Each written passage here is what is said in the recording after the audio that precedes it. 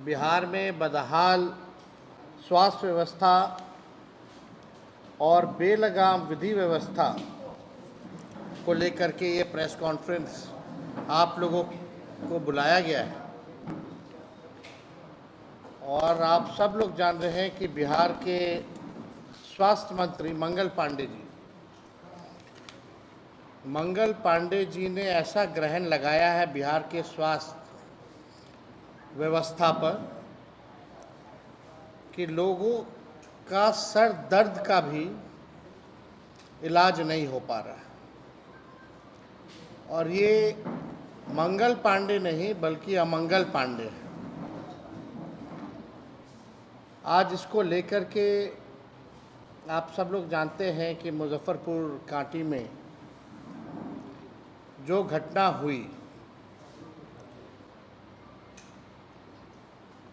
मुजफ्फरपुर के कुर्दी में जो घटना हुई, उसके बाद जिस प्रकार से उनके परिजनों का मृतक जो बच्ची थी, उनके परिवार का जो शिकायत कि चरमराया स्वास्थ्य व्यवस्था को लेकर के उन्होंने पोल खोला और ये पूरे बिहार में ये स्थिति बनी हुई है।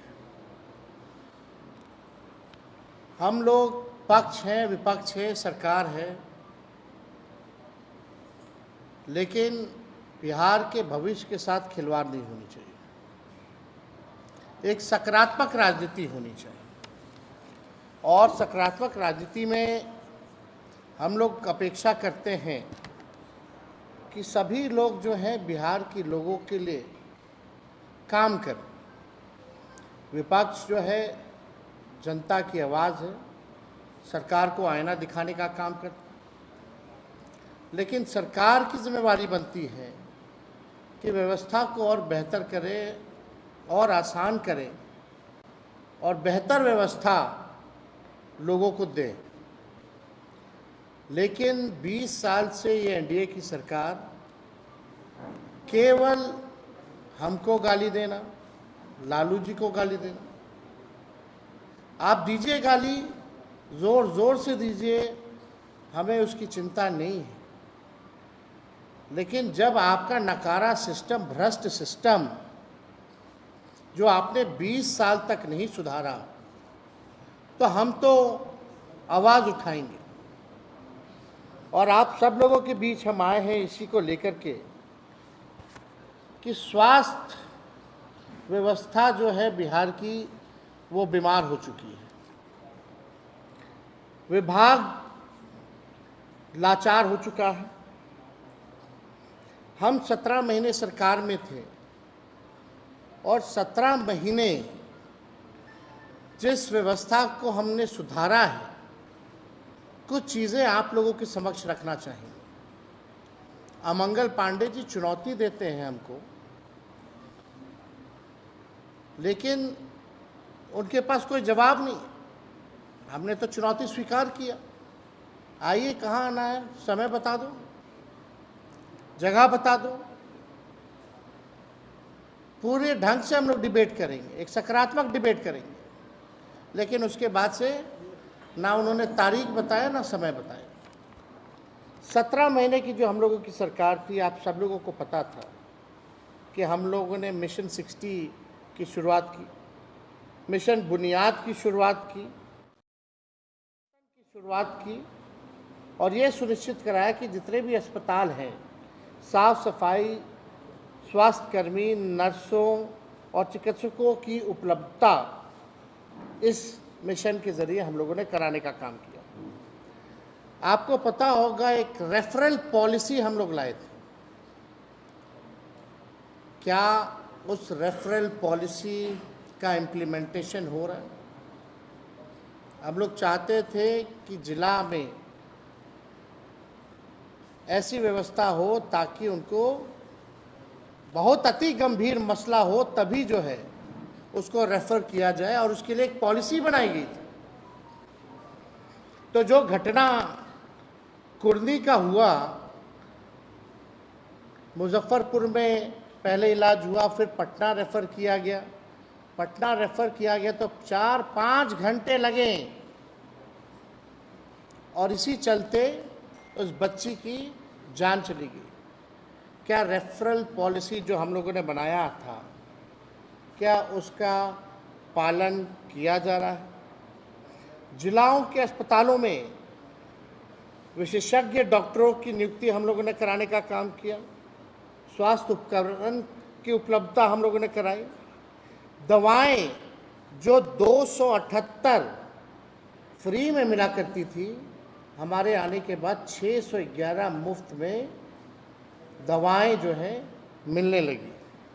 और यही नहीं, जो लापरवाह डॉक्टर थे, देश के इतिहास में किसी राज्य में एक साथ 700 डॉक्टर का बर्खास्त किसी और सरकार ने नहीं किया, बल्कि वैसे डॉक्टर जो 10 साल से 5 साल से जो अस्पताल नहीं आते थे, काम पे नहीं आते थे, उसको ले जाकर के कैबिनेट से हमने 700 डॉक्टरों को हमने जो है बर्खास्त करने का काम किया। आज क्या व्यवस्था है, आपको ऑन रिकॉर्ड बताएंगे कि क्या इन लोगों का सिंडिकेट है, इन लोगों का माफिया कैसे स्वास्थ्य विभाग में चलता है, किस प्रकार से रिटायर्ड डॉक्टरों को रखा जाता है और उनसे काम लिया जाता है। हमारे पास कई उदाहरण भी है। लेकिन उससे पहले हम लोगों ने पब्लिक हेल्थ कैडर लाया था, जिसमें 1,60,000 लोगों की बहाली होनी थी। हम कैबिनेट भी ले गए, मुख्यमंत्री जी द्वारा रोका भी गया। लेकिन अब क्या हो रहा है, क्यों नहीं पब्लिक हेल्थ कैडर को लागू किया जा रहा है, जहां डॉक्टरों की, नर्सों की, स्टाफों की, सबकी भर्ती होनी थी, ताकि कोई चीज़ में कमी ना रहे, मरीजों को इलाज हो जाए, चाहे टेक्नीशियंस हों, उनकी उपलब्धता हो, नर्सेज, डॉक्टर्स, जो भी ज़रूरत की चीज़ें अस्पताल में होनी थी, उसके लिए हम लोगों ने पब्लिक हेल्थ कैडर लाने का काम किया। लेकिन ये नकारा सरकार को कोई मतलब नहीं है कि भर्ती जो है वो कराया जाए। कितना पद का सृजन हम लोगों ने कराया स्वास्थ्य विभाग में, सब लोगों को पता है। अब आप देखिएगा कि कल एक एक्शन लिया गया है, और एक्शन में एक डॉक्टर जो है, उनको डॉक्टर अभिजीत को जो है बर्खास्त किया गया है। अब हमारे पास ये चिट्ठी है, जब हम पीएमसीएच गए थे छापा मारने, जब स्वास्थ्य मंत्री बने थे, तो औचक निरीक्षण जब हमने किया था पीएमसीएच का, वो तारीख क्या है, 6 सितंबर 2022।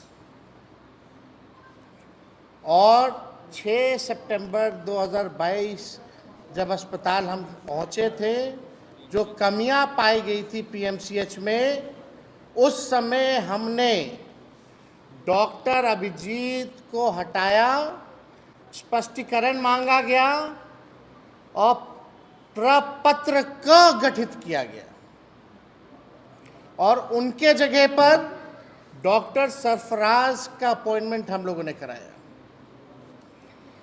और हमारी सरकार गई और डॉक्टर अभिजीत को मंगल अमंगल पांडे जी ने फिर लाया।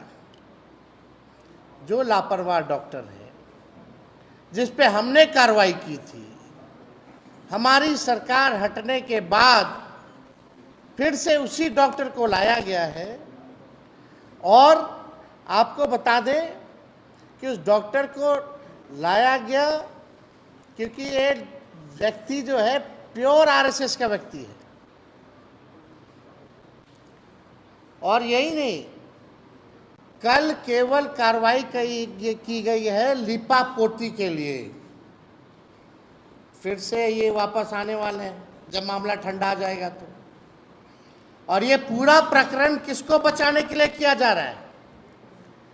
ये पूरा प्रकरण डॉक्टर आईएस ठाकुर, जो मेडिकल सुपरिटेंडेंट है, रिटायर्ड व्यक्ति है पीएमसीएच का, उसको बचाने के लिए ये दिखावटी कार्रवाई की गई है।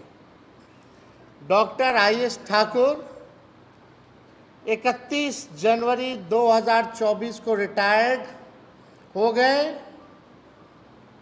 और महागठबंधन की सरकार गिरी 28 जनवरी को 2024 को, और आईएस ठाकुर को फिर से एक्सटेंशन दे दिया गया 1 फरवरी 2024 को। यानी हमारी सरकार गिरी 28 जनवरी को और 1 फरवरी को, यानी उनके रिटायर्ड हुए 31 जनवरी को। बिना स्वास्थ्य मंत्री, उस समय डिपार्टमेंट भी तय नहीं था, सीधे मुख्यमंत्री ने साइन किया इसके एक्सटेंशन को लेकर के। और ये इसलिए हो रहा है, आपको हम बता दें, क्योंकि जब तक 5,000 करोड़ का पीएमसीएच बिल्डिंग बनेगा, जब तक बनता रहेगा, किसी की मजाल नहीं है आईएस ठाकुर को बदल सके। ये आप नोट कर लीजिएगा। ये 5,000 करोड़ का जो पीएमसीएच बन रहा है, क्या रिटायर्ड व्यक्ति, इसमें क्या खूबी है भाई? इनके अलावा कोई पीएमसीएच ही नहीं चला सकता? और कोई काबिल लोग नहीं है क्या इनके अलावा कि जो है पीएमसीएच चला सके? तो ये पूरा जो कवायद आप देखिएगा, ये पूरा कवायद इनको बचाने के लिए चल रहा है। अब हमारे पास देखिए प्रमाण भी है। आप लोग बोलिएगा कि भाई कैसे कैसे। ये डॉक्टर अभिजीत को जब हमने हटाया था, कार्रवाई की थी, उसका विरुद्ध जो आरोप पत्र जो गठित किया गया था, ये उसका चिट्ठी है, नोटिस है। सारा एविडेंस के साथ हम लोग जो है बात कर रहे हैं। और एक अखबार में ये भी निकाला गया कि पीएमसीएच ने उप मुख्यमंत्री के निरीक्षण के 9 दिन बाद मांगा स्पष्टीकरण। आप देखिएगा, अब ये डॉक्टर सरफराज का अपॉइंटमेंट, जब डॉक्टर अभिजीत को हटा करके डॉक्टर सरफराज को जब हमने रखा था, तो इसका अपॉइंटमेंट भी है। और तीसरा, जो आईएस ठाकुर को एक्सटेंशन मिला, जो डायरेक्ट मुख्यमंत्री जी से कराया गया था, ये उसका भी नोटिफिकेशन हमारे पास। अब अभिजीत जी के खिलाफ जो आरोप पत्र है, ये सारा जो नोटिस है हम आप लोगों को उपलब्ध भी करा देंगे कि ये सिस्टम जो है कैसे जो है चल रहा है। ये बदहाल व्यवस्था, मतलब आप समझिए कि मंगल पांडे जी ने अमंगल कर दिया। ये बंगाल के बीजेपी के प्रभारी भी हैं, बिहार में कम ध्यान है, अब बंगाल में ज़्यादा नेता विरोधी बन करके वहाँ ज़्यादा गाली देने का काम करते हैं वहाँ की सरकार को। अपना काम नहीं देख रहे, अपनी जिम्मेदारियों को नहीं देख रहे। बिहार कम, बंगाल ज़्यादा। ये पूरा ये कॉकस सिस्टम भ्रष्ट लोगों का, रिटायर्ड लोगों का बिहार में चलाया जा रहा है। जब हम कार्रवाई कर रहे थे, आपको भी पता है, एनएमसीएच में जब हम गए थे डेंगू के समय, वहाँ के एक डॉक्टर को पता नहीं था कि भाई डेंगू वार्ड, मेडिकल सुपरिटेंडेंट जो थे वहाँ के, उनको ये नहीं पता था डेंगू वार्ड कहाँ है। हमने जब कार्रवाई की तो पूरा एसोसिएशन हमारे खिलाफ था, लेकिन हम झुके नहीं, कार्रवाई किए। और हमारे हटते ही वही व्यक्ति एनएमसीएच में वापस आ गया, चाहे पीएमसीएच हो, एनएमसीएच हो। जिन जिन लोगों पे हम लोगों ने कार्रवाई की, वो पुराना सब लोगों को सरकार हटते ही 1-2 दिन भी नहीं, मंत्री का विभाग भी तय नहीं हुआ, मुख्यमंत्री से सब लोग जाके करा लिया। इतना भी विलंब नहीं था। ये सारा काम कराया। तो ये स्वास्थ्य विभाग पे ये जवाब देना चाहिए इन लोगों को कि जो बातें हम रख रहे हैं वो सत्य है कि नहीं है, इनको जवाब देना होगा। लोग बेबस हैं, किसी से भी पूछे लोगों को पीएमसीएच हो, आईजीएमएस हो, बेड नहीं मिलता है। बिहार को बर्बाद कर देने का काम किया है। अब आइए, चारों तरफ लूट, रंगदारी, बलात्कार, हत्या ही है बिहार में।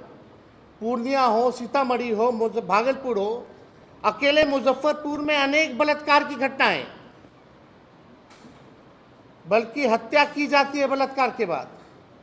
बक्सर में 10 से अधिक हत्याएं, छपरा में विगत 4-5 दिनों में 14 से 15 हत्याएं, आरा में गोली मार में 3 लोगों की हत्याएं, कल भी आरा में 2 लोगों की हत्याएं हुई, छपरा में 2 की हत्या हुई, बक्सर में 3 की हत्या हुई। अब एनसीआरबी का आंकड़ा देखिए। एनसीआरबी का आंकड़ा के अनुसार 2005 के बाद यानी 20 साल में बिहार में नीतीश राज में 65 पुलिस। मुजफ्फरपुर बालिका गृह कांड का क्या हुआ?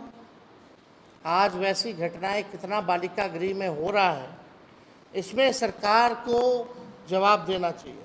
इस निर्मम, निकम्मी और नकारा सरकार की संवेदना शून्य हो चुकी है।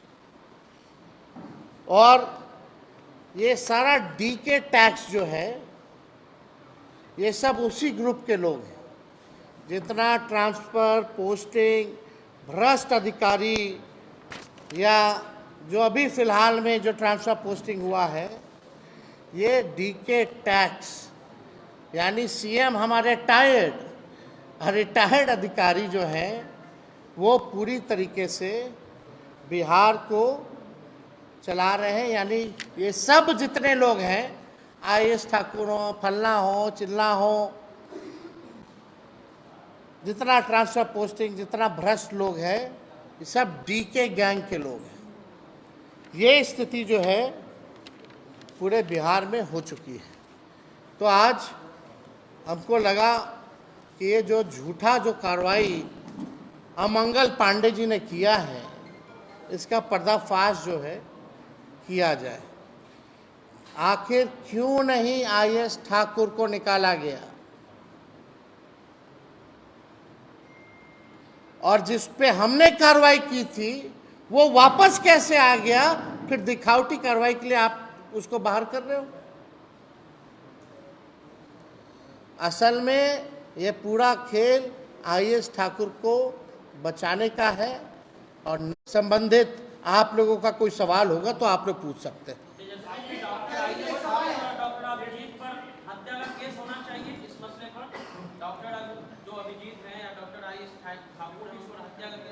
ये एक तरह से बच्ची तो अच्छी स्थिति में थी।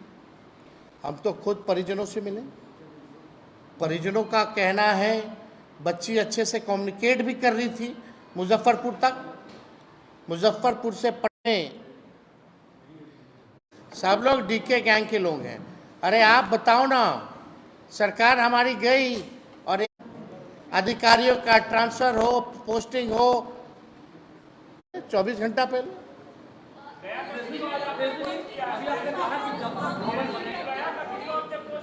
एक मिनट,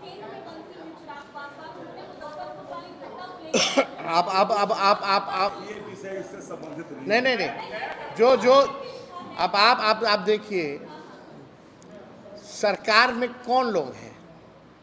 एनडीए है ना सरकार में। चिराग जी की पार्टी एनडीए में है, नीतीश जी की पार्टी एनडीए में है, बीजेपी एनडीए में है। ये लोग एक दूसरे को पत्र लिख रहा है, ये सब नौटंकी हो रहा है। इस पे इतना निर्मम हत्या किया गया और सिस्टम द्वारा जो है उसकी मौत हो गई। ये नौटंकी क्या कर रहे हो भाई? बाहर निकलो, सरकार से इस्तीफा दो। अगर तुम्हारी कोई नहीं सुन रहा तो बाहर निकलो। लेकिन लोभी लोग हैं, कुर्सी मिल गया तो अपने पिताजी की बेइज्जती को भी भूल गए लोग, पार्टी को तोड़ दिया वो भी भूल गए लोग कुर्सी मिलने पे। कुर्सी मिल गया तो परिवार को बांटने का जो काम हुआ वो भी लोग भूल गए।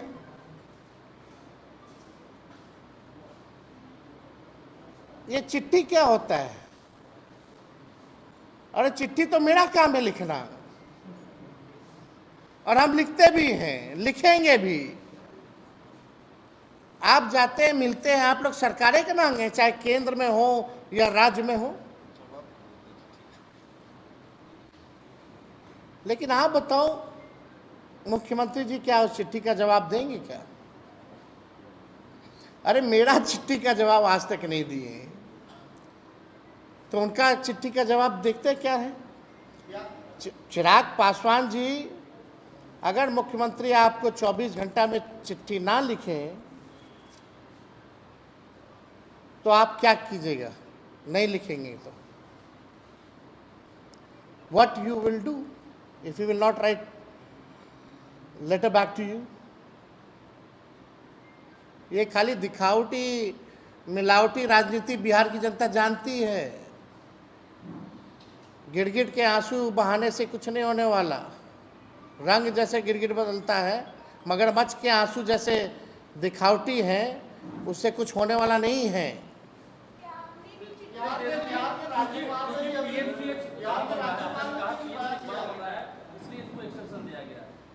हाँ भाई, हाँ कौन है? आयुष ठाकुर सुपरिटेंडेंट है, सारा हिसाब किताब उन्हीं को ना देखना होता है भाई। उनके कैंपस का बिल्डिंग बन रहा है ना। Who is the head of PMCS? Tell me. अब आप तो होशियार हैं। हाँ, चॉकलेट के लिए अब पता नहीं, अब जो छापा मरवाइए, रिटायर्ड इंजीनियर क्या मरता है ना, मरवाइए, पता चल जाएगा। सब डीके गैंग का लोग बांटता है। चलिए, थैंक यू। चाय पी के लीजिएगा।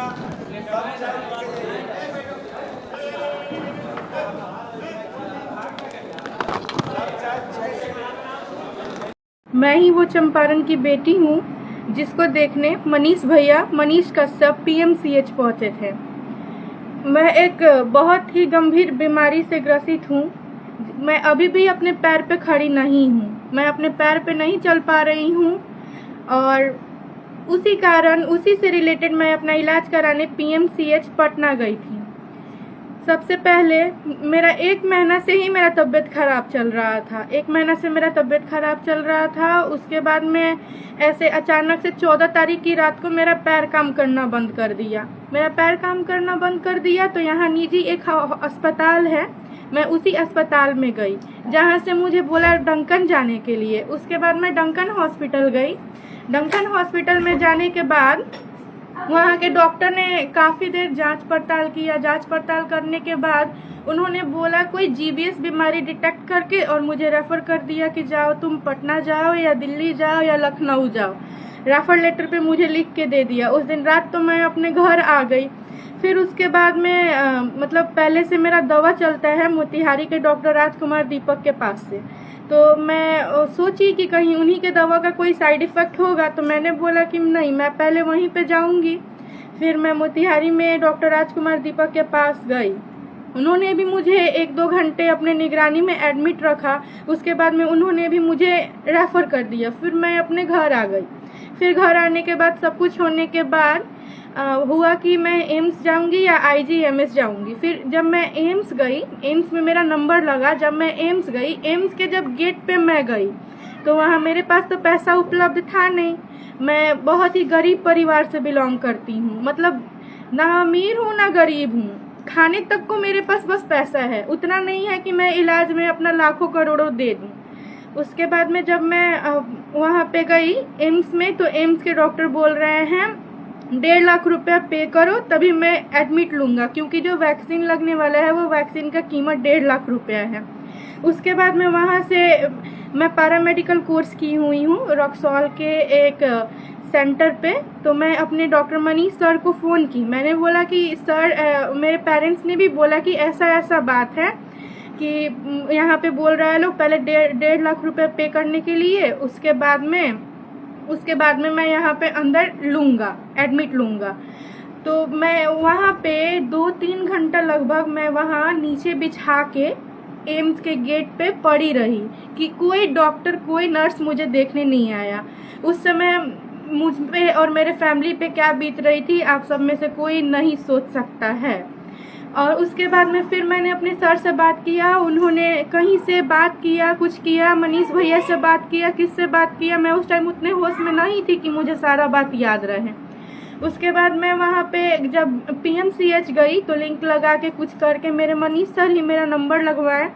और उसके बाद में जब नंबर लगा तो स्ट्रेचर पे मैं अंदर गई। जब अंदर गई तो स्ट्रेचर के लिए PMCH का सबसे बड़ा ये, जब आप स्ट्रेचर से वॉशरूम जाओगे, मेरे पास तो मानो तो पैर है ही नहीं, मैं अगर वॉशरूम के लिए भी जाऊं तो स्ट्रेचर के लिए मुझे 100-200 पे करना पड़ता था। अगर आप एक बार स्ट्रेचर पे बैठ गई तो स्ट्रेचर पे जाओ, कहीं भी जाओ, उसके लिए भी आपको पेमेंट करना पड़ता है। और फिर उसके बाद में जब मैं गई तो मेरा मतलब मैं तो एडमिट हो गई। फिर 1 दिन तक मैं इमरजेंसी में थी, फिर मुझे हथुआ वार्ड में भेज दिया गया। वहाँ पे भेजने के बाद में क्या हुआ, जैसे नॉर्मल ट्रीटमेंट चल रहा था, ट्रीटमेंट वगैरह चल रहा था। 4 दिन हो गया मैं पड़ी रह गई, ना ही मुझे कोई वैक्सीन लगा, ना ही मुझे कोई इंजेक्शन लगा। मुझे तो पता नहीं है कि क्या लगना है क्या नहीं लगना है, नॉर्मल सलाइन और इंजेक्शन मुझे लग जाता था। तो फिर उसके बाद में मैंने अपने सर को फ़ोन किया कि सर आपने बोला था कोई इंजेक्शन लगेगा, और मतलब यहाँ कोई भी इंजेक्शन का प्रक्रिया नहीं है, डेली जांच वगैरह हो रहा है, CVC, LFT, KFT नॉर्मल यही सब जांच हो रहा था। फिर उसके बाद में 4 दिन तक ऐसे ही हो गया। फिर मैंने अपने सर को बोला कि सर यहाँ पे ना प्रोसेस है, सब कुछ का व्यवस्था है, लेकिन गरीब लोगों के लिए कुछ नहीं है। सब है, नेताओं के लिए है और जो डॉक्टर हैं उनके परिवार के लिए है, हम लोग जैसे आम जनता के लिए कुछ नहीं है यहाँ पे। फिर उसके बाद में सर ने बोला कि तुम टेंशन नहीं लो, मैं बात करता हूँ किसी से। फिर मेरे सर ने पता नहीं किससे बात किया, नहीं किया। और फिर उसके बाद में डॉक्टर्स आते थे, देखते थे और बोलते थे कि हाँ होगा, लेकिन कब होगा कोई नहीं बोलता था। उसके बाद में 4 दिन तक बेड पर रहने के बाद मेरी हालत ख़राब हो गई। धीरे धीरे मेरा हाथ भी काम करना बंद कर दिया था, अभी भी मेरे हाथ में उतना ताकत नहीं है। फिर उसके बाद में धीरे धीरे मेरा हाथ भी काम करना बंद कर दिया था। तो मैंने सर को बोला, तो सर मैंने अपने मनीष भैया को भी बोला। जब मेरे मनीष भैया को झूठा इल्जाम में फंसा के जेल भेजा गया था, उस समय मैं अपने पैरामेडिकल के थ्रू से मैं अपने भैया को राखी भेजी थी। उस समय भी मैं अपने भाई के साथ थी। तो जब मैं हॉस्पिटल में पड़ी थी, मेरे भाई मेरे को देखने कैसे नहीं आते हैं। आप ही लोग किसी को देखने जाओगे, आपकी भी बहन, माँ, कोई भी भर्ती हो सकती है, तो आप देखने जाओगे तो इसका मतलब क्या हुआ, आपको मारा पीटा जाएगा, आपके साथ गलत व्यवहार होगा? नहीं ना। वो माइक लेके आए थे या वीडियो बना रहे थे या क्या कर रहे थे कि उनके साथ ऐसा व्यवहार हुआ? उस समय मैं बोलने के होश में नहीं थी। उस समय भी मैं बोल रही थी मुझे नहीं कराना है ट्रीटमेंट, मुझे घर ले चलो। जहाँ पे मेरे भाई के साथ ऐसा व्यवहार हुआ है, मैं मर जाऊंगी बट ट्रीटमेंट नहीं कराऊंगी। बट मैं उठने के भी होश में रहती तो मेरे भाई के साथ उस दिन वैसा नहीं होता, मैं वहां से निकल जाती, मेरा ट्रीटमेंट नहीं होता, लेकिन उसको कोई टच नहीं करता। उसके बाद में क्या हुआ, वो गए अंदर और जाके बोले कि ट्रीटमेंट मतलब वैक्सीन जो है वो लगाने के लिए। मैंने फिर मनीष भैया 1 दिन पहले किसी को भेजे थे, वो आया, कुछ हुआ, लेकिन उसका बाद कभी कोई सुनवाई नहीं हुआ। उसके बाद में चौथे दिन मनीष भैया आए तो बोले कि जांच का रिपोर्ट सब आएगा, तो वो लोग बोला वैक्सीन लगेगा। तो उसके बाद में मनीष भैया गए और खुद से मेरा रिपोर्ट लेके आए, जो कि रिपोर्ट बोल रहा था लोग कि इस दिन नहीं मिलेगा, अगले दिन मिलेगा, नहीं तो मंडे को मिलेगा। फिर जाके भैया मेरे लिए वो लेके आए और उसके बाद में जब डॉक्टर को दिखाएं तो डॉक्टर बोल रही है कि आज से ट्रीटमेंट स्टार्ट नहीं होगा, कल से स्टार्ट होगा। किसी की भी बहन जब व्हील चेयर पे बैठी रहेगी तो किसी के भाई को कैसा लगेगा? जब मैं उस समय व्हील चेयर पे थी तब मेरे भाई को भी अच्छा नहीं लगा। उसके बाद में क्या बोला जाता है, फिर मेरा भाई गया अंदर, जो एक डॉक्टर थी, लेडीज डॉक्टर थी, उससे गया, बात किया कि क्या दिक्कत है, नहीं है। उसने बोला जीवियस सिंड्रोम जैसा लग रहा है, रिपोर्ट आने के बाद जांच होगी। तो फिर उसके बाद में भैया ने बोला कि मैं रिपोर्ट लेके आता हूँ। फिर वो रिपोर्ट लेके आ गया। उसके बाद में जब रिपोर्ट लेके आ गया तो डॉक्टर के पास गया तो डॉक्टर बोल रही है कोई बड़ा डॉक्टर अभी हॉस्पिटल में अवेलेबल नहीं है, अभी नहीं रिपोर्ट देखा जाएगा, जब बड़े डॉक्टर आएंगे तब रिपोर्ट देखेंगे कल। तो भैया बोले कि ठीक है, आप बताइए बड़े डॉक्टर कहाँ हैं या यहाँ पे सुपरिटेंडेंट कहाँ है, मैं वहाँ पे जाऊँगा, उनसे बात करूँगा, ट्रीटमेंट आज से स्टार्ट होगा। क्योंकि डॉक्टर मुझे खुद डेली आके बोलते थे कि एक एक मिनट इसके लिए एक एक साल है, एक एक मिनट इसका केस खराब हो रहा है, आप लोग जल्दी जल्दी सब कुछ कराइए। फिर उसके बाद में जब भैया गए रिपोर्ट लेके आ गए, फिर भी वो कुछ नहीं बोली। भैया हाथ जोड़ के, मेरे भाई उससे हाथ जोड़ के बोल रहे थे कि इसका ट्रीटमेंट स्टार्ट करो। क्या उन्होंने क्या किया था, उसको क्या बोल दिया था, उसको गाली दिया था या उसको क्या किया था? उन्होंने बस बोला था कि मैं हाथ जोड़ रहा हूँ, मेरी बहन का इलाज करो, आप भी मेरी बहन जैसी हो। एक डॉक्टर है तो वो पहले एक औरत है, किसी की बहन भी होगी, उन्होंने बहन बोल दिया तो क्या ही बुरा हो गया।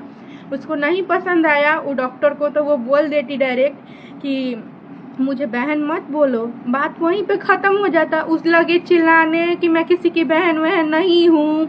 उसी टाइम से हाथ जोड़ के वो बोल रहे थे, किसी पे क्या बीतता। फिर उसके बाद में वो हट गए वहाँ से और वहाँ से चले गए। फिर वो बोले कि मैं जाऊँगा सुपरिटेंडेंट के पास, वो गए अभी वहाँ पे चले गए। उसके बाद में वो लड़की फ़ोन की, किसी को फ़ोन की और 4-5 बंदे को बुलाई। मैं नहीं देखी, वो डॉक्टर के ड्रेसअप में नहीं थे, मैं उनको गुंडा ही बोलूँगी। वो 4-5 गुंडे को फ़ोन करके बुलाई। वो लोग आए और वो लड़की लगी अपना रोने चिल्लाने, इतना ज़ोर ज़ोर से चिल्लाने रोने लगी, वो जो डॉक्टर थी वो। और उसके बाद में 4-5 लड़के आए, आके बोल रहे मनीष कश्यप की माँ का ये तो वो, मतलब दुनिया भर का गाली। फिर बोल रहा है कि मनीष कश्यप जिसको देखने आया था वो मरीज कौन था, तो बोला लोग मेरा बेड नंबर 8 था, बोला बेड नंबर 8 पे। फिर वो मुझे देखने आया। इतना मतलब कोई भी इंसान बीमार है, मैं 1 महीने से लगभग बीमार थी, तो कोई भी अंदर से वीक हो जाएगा। मैं व्हील चेयर पे बैठी थी, मैं बहुत ही ज़्यादा वीक हो गई थी। उसके बाद में वो लोग इतना मेरे पीछे आके अगल बगल में चिल्लाया, इतना चिल्लाया कि मैं बेहोश हो गई। फिर भी डॉक्टर वहाँ के कुछ नहीं किए, ना ही मुझे देखें।